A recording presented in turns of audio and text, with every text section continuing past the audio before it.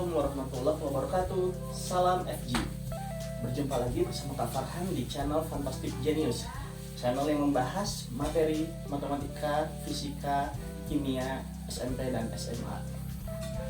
Kita sudah di pertemuan ketiga di materi bab 1 semester 1 kelas 7, yaitu materi bilangan bulat dan pecahan. Sebelumnya kita telah membahas materi penjumlahan dan pengurangan bilangan bulat menggunakan garis bilangan. Untuk pertemuan kali ini kakak akan lanjutkan ke materi penjumlahan dan pengurangan bilangan bulat dengan cara langsung. Ya, langsung saja adik-adik. Kalau di sebelumnya untuk menjumlahkan dan mengurangkan bilangan bulat kita memerlukan garis bilangan. Sekarang kita bisa melakukannya secara langsung tanpa menggunakan garis bilangan.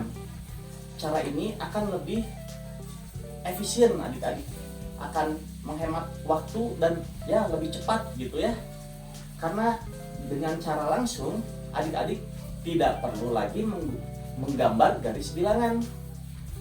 Untuk sebelumnya kakak mau mengingatkan dulu, kalau adik-adik menghitung 3 kurang 7 begitu ya, adik-adik harus menggambar garis bilangan, kemudian mulai dari 3 bergeser 7 kali ke kiri sehingga hasilnya adalah negatif 4.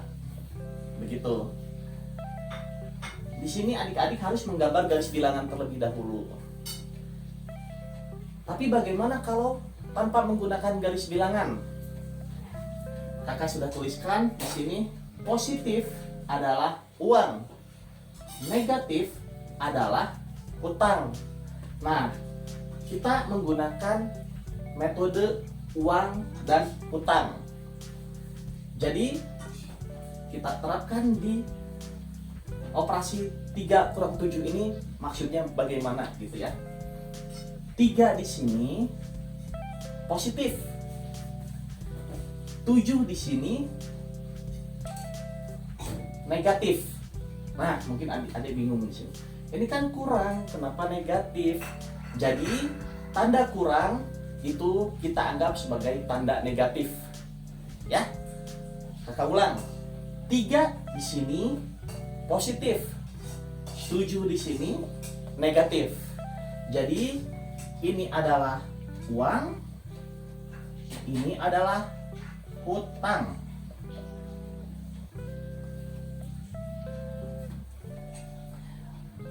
Logikanya begini adik-adik. Adik-adik punya uang 3, punya hutang 7. Nah, uang 3 dibayarkan hutang 7. Berarti hutang adik-adik berkurang, sehingga cara menghitungnya adalah dikurang 7 dikurang 3. 7 kurang 3 kan 4 ya adik-adik. Kemudian karena di sini hutangnya lebih besar dari uang, jadi 4-nya itu adalah hutang. Kalau adik-adik punya uang 3 dibayarkan hutang 7, kan uangnya masih kurang. Jadi hutangnya tersisa 4. Berarti hutang 4 hasilnya, atau negatif 4. Begitu. Mudah bukan? Kakak beri contoh lagi agar adik-adik paham. 4 kurang 9. Ya. 4-nya positif berarti uang 4. Kurang 9. 9-nya negatif. Berarti hutang 9. Uang 4 dibayarkan hutang 9 sehingga hutangnya berkurang ya adik-adik. Uang dan hutang itu saling berlawanan sehingga berkurang. 9 hutang dikurangi 4 uang sehingga hutangnya tersisa 5. Sehingga hasilnya adalah negatif 5. Cukup jelas adik-adik? Sudah kakak beri Dua contoh untuk model seperti ini. Kalau adik-adik masih bingung, adik-adik bisa mengulang videonya ketika kakak menjelaskan yang ini. Diulang terus kalau belum paham. Kalau masih belum paham, bisa tanya di kolom komentar maksudnya apa. Tapi kakak rasa ini sudah sangat jelas. Kemudian, bagaimana kalau seperti ini? Negatif 8 ditambah 2 tanpa menggunakan garis bilangan. Bagaimana? Sama, kita menggunakan prinsip atau metode uang dan hutang. 8 di sini negatif, sehingga kita anggap ini adalah hutang ya. 2 di sini positif, sehingga kita anggap ini adalah uang. Hutang 8, uang 2, sehingga hutangnya 8 dibayar dengan uang 2. Hutangnya berkurang ya adik-adik, berarti cara menghitungnya ini dikurang 8 dikurang 2, yaitu 6. Belum selesai sampai sini. Kita lihat di sini hutangnya lebih besar daripada uangnya, sehingga sisa 6 ini adalah hutang ya adik-adik, sehingga ini hasilnya adalah negatif 6, begitu ya, karena lebih besar hutang. Lagi, negatif 10 ditambah 6 sama dengan, mungkin adik-adik sudah mengerti dari penjelasan yang ini, adik-adik bisa coba sendiri ini, di pause videonya. Oke, setelah itu dikerjakan. Nah, langsung kakak bahas. Hutang 10, uang 6. Hutang 10 dibayar uang 6, sehingga hutangnya berkurang. Jadi dikurang 10 kurang 6, hasilnya 4. Karena di sini hutangnya lebih besar dari uang, 4 ini adalah hutang. Jadi negatif 4. Ya. Bagaimana? Mudah? Oke. Lagi. Negatif 6 ditambah 10. Nah, kalau kita lihat dengan soal yang atasnya, angkanya sama ya, hanya beda ditukar sama kakak. Yang di atas 10 yang negatif, 6 positif. Kalau ini 6 negatif, 10 positif. Caranya sama. Negatif 6 berarti hutang 6. Positif 10 berarti uang 10. Hutang 6 dibayar uang 10. Uang 10 dibayarkan hutang 6, berarti uangnya berkurang ya. Uang 10 dibayarkan hutang 6, berarti uangnya berkurang. Jadi dikurang 10 kurang 6, yaitu 4. Karena di sini lebih banyak uang ya, uangnya 10, hutangnya 6. Jadi sisa 4 ini adalah uang. Berarti hasilnya positif 4 ya. Lihat bedanya sama yang atas. Kalau yang atas hasilnya negatif 4. Kenapa? Karena lebih banyak hutangnya. Kalau yang bawah lebih banyak uangnya. Jadi hasilnya positif 4. Sangat jelas adik-adik ya. Lagi. Negatif 9 ditambah 12. Hutang 9, uang 12. Hutang 9 dibayar uang 12. Sehingga uangnya bersisa berapa? 12 kurang 9. 3. Nah, 3-nya positif atau negatif? Kita lihat besaran hutang atau uang. Di sini hutangnya 9, uangnya 12. Ya besaran uang ya. Karena besaran uang, Jadi hasilnya 3-nya positif. Jelas ya adik-adik ya? Kita hitung ini tanpa garis bilangan, langsung seperti itu. Ada lagi satu bentuk lagi adik-adik. Kakak hapus ya.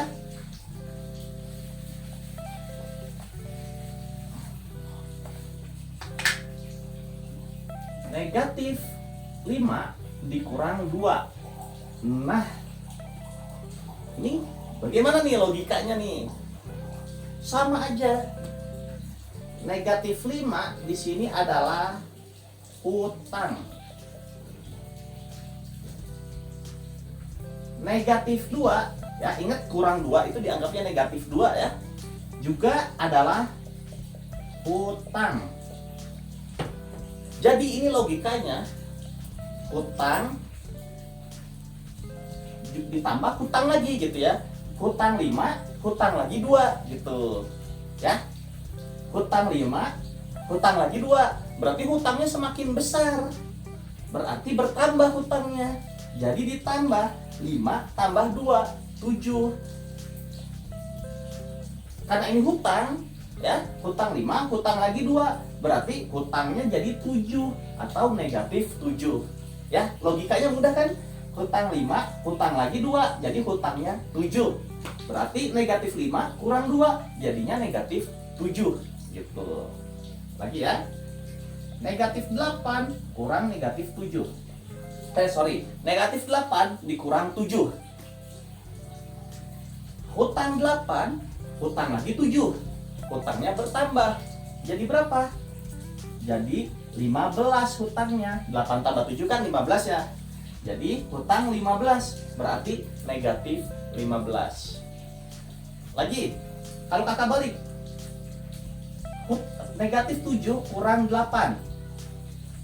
Logikanya sama. Hutang 7, hutang lagi 8. Hutangnya bertambah, yang tadinya 7 nambah hutang 8. Jadi hutangnya 7 tambah 8, 15. Jadi hutang 15. Sama aja hasilnya ya, walaupun dibalik. Mau negatif 8 kurang 7 atau negatif 7 kurang 8, hasilnya sama-sama negatif 15 gitu. Sekali lagi, biar adik-adik tambah paham ya. Negatif 10 dikurang 6. Nah, kalau adik-adik merasa udah paham, sok coba sendiri gitu ya. Pause, kerjakan, langsung lanjut lagi. Hutang 10, hutang lagi 6. Berarti hutangnya bertambah, jadi 16 ya. 10 tambah 6, 16, jadi hutang 16. Oke? Sudah cukup jelas ya adik-adik. Kakak hapus ya. Seperti biasa, kalau kakak sudah menjelaskan begini, ada latihan soal untuk adik-adik. Siap adik-adik? Nomor 1.